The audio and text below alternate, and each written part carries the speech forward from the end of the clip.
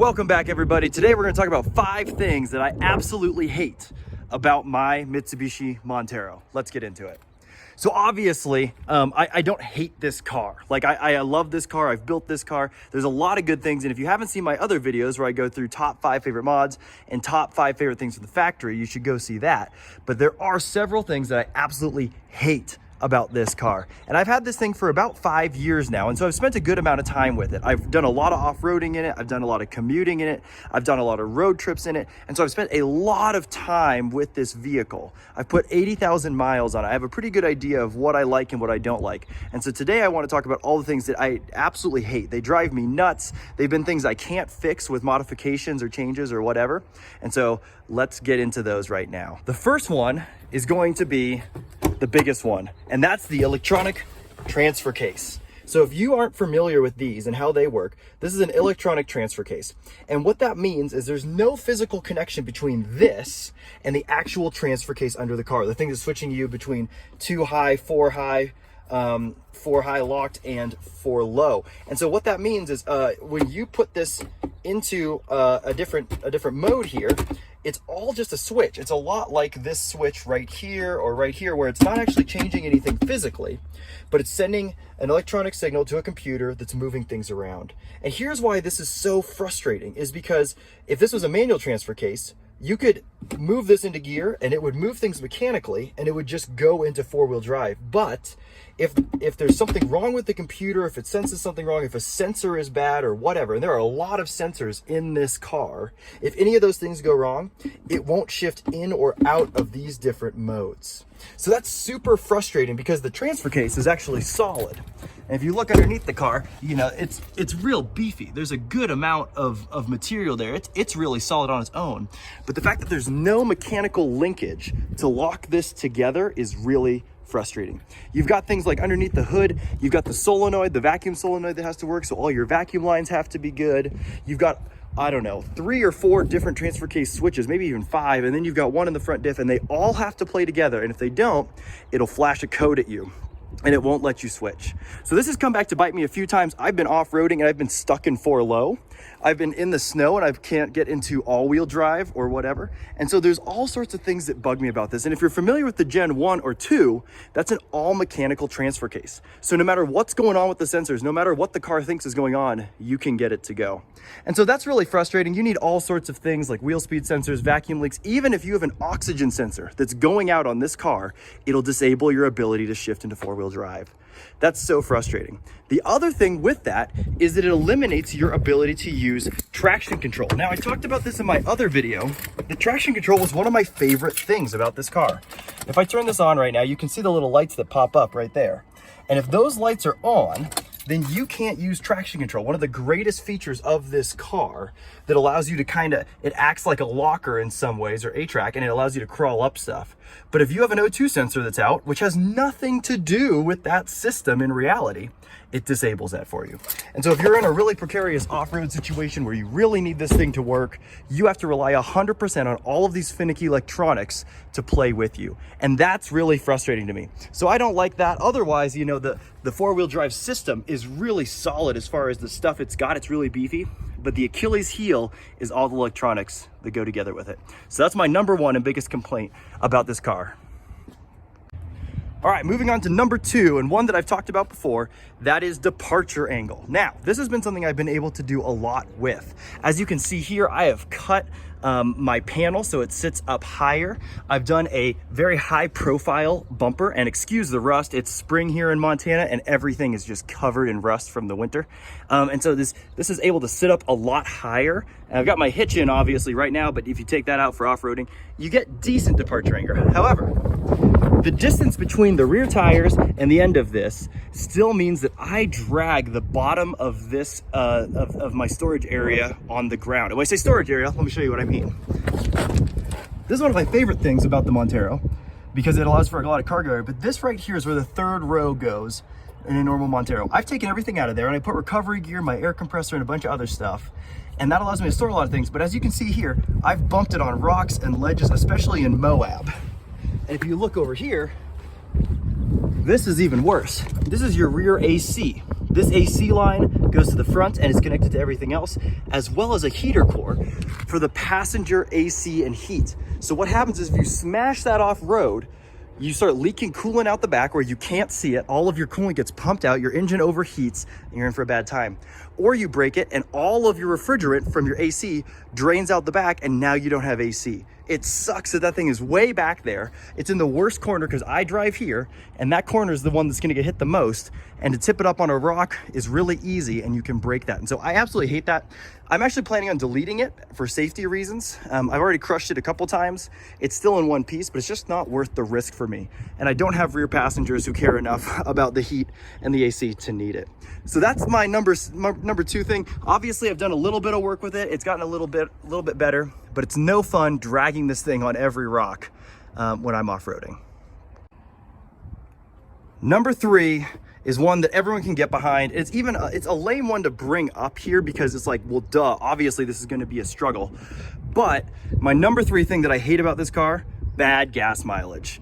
Reality is, anytime you lift a car, anytime you take off the bodywork, put a bumper on it, put a roof rack on it, put armor on it, make it heavy, whatever, you're gonna suffer with gas mileage. I know that, I'm not surprised by it, but when I'm road tripping this thing at between 10 and 12 miles per gallon, which is what I usually get on interstates, that's no fun. Around town, if I'm doing a little more casual driving in the 60 to 70 range, I might get up to 14, which is better, but this thing is just a gas guzzler, especially right now with gas being almost $5 a gallon. I'm really feeling that. So I've hated that. There's been a few things I've done to help with that. The re-gear definitely helped with that.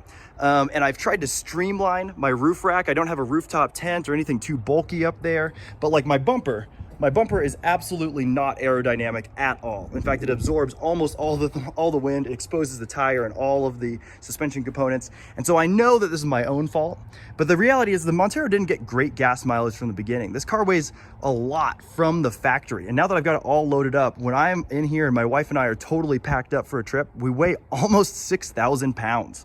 So it's a heavy vehicle. It gets terrible gas mileage. So even though it's kind of obvious and there's not really an off-roader that gets good gas mileage, that's on my list of top 5 things that I hate about this car. All right, number 4, I hate just as much as the rest of them, but this one's a big deal to me because it really puts the limitations on this car, and that is the independent rear suspension. Now, a lot of people don't realize that this has independent rear suspension, and when they see it on the trail, they're really impressed that it's out there, and then they get under here and they realize it doesn't have a solid axle. Before I get into all the things I hate, which are probably pretty obvious, let's talk about one thing that I do like. It's really interesting to wheel this car because it is independent suspension and it's a unibody because the highest point of the vehicle is actually the rear diff. Now, if you've wheeled anything with a solid axle where the pumpkin sits down here, that's actually your lowest point of the vehicle. And so the way that I aim this vehicle at obstacles is really different than some of the other cars that you go around. Because I have the highest point is kind of right down the middle. It's also the most well protected and armored. And so the way that I navigate something, especially with the rear end, changes a lot when I get into my Gen 1 or my Gen 2. So, why do I hate independent rear suspension? The biggest reason that I hate it is because it's so limited. So geometrically, if you look at this, you've got a trailing arm here, you've got a lower control arm, you've got an upper control arm, and you've got a toe arm right here. If you look at this is very busy. There's a lot going on here. And because of the nature of the way it's assembled, you can't get a lot of travel out of it. This right here is the maximum amount of droop that you can get. And the other part of that is that if you want to add a big heavy spring to hold your weight, you get really, really stiff here. Or vice versa, if you want to add a lot of lift, it gets really, really hard to have a comfortable ride in the back. And so that's something to consider if you're getting into one of these, because there are ways to get around it, like a subframe drop where you drop this entire unit off the body of the car, off the chassis of the car, gets you a little more room for bigger tires, but it doesn't actually get you more lift or height. The limitations and the articulation here is going to stay the same with a subframe or not, with the subframe drop or not. And so that's been really frustrating to me. It's been a nightmare to align as well. You can see my alignment bolts here. Even this one is so rusty. I've had to cut these out and replace them, and I have a video on that as well. I've had to do a lot of work back here to get these tires to go straight, and to be honest, I'm still not satisfied. Right now, they're wearing evenly, and I'm really happy with that. but it's just been a nightmare to align a car that has 4 wheels that can all be towed in, towed out, cambered in, cambered out. And when you start throwing lift kits at it, it gets really frustrating. So then you've got the independent front suspension, and I don't hate this nearly as much because everyone has independent front suspension, it seems like nowadays, unless you have a Jeep or maybe the Bronco has solid axles, but this is limiting, but it doesn't affect me nearly as much as the rear. I've got the front sway bar on, and if I took that off, you do get a little more movement. The wheels move a little more freely. You don't get any more articulation as far as like, it doesn't actually move any further, because I still hit the frame up there, but it allows this wheel to move independent of that one, and that does help for articulation on the trail.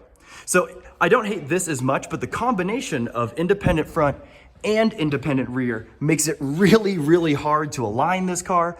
It makes it hard to get a lot of lift out of it. And so right now where it's at, this is, I mean, people put more lift on it, but I don't understand how they do it comfortably.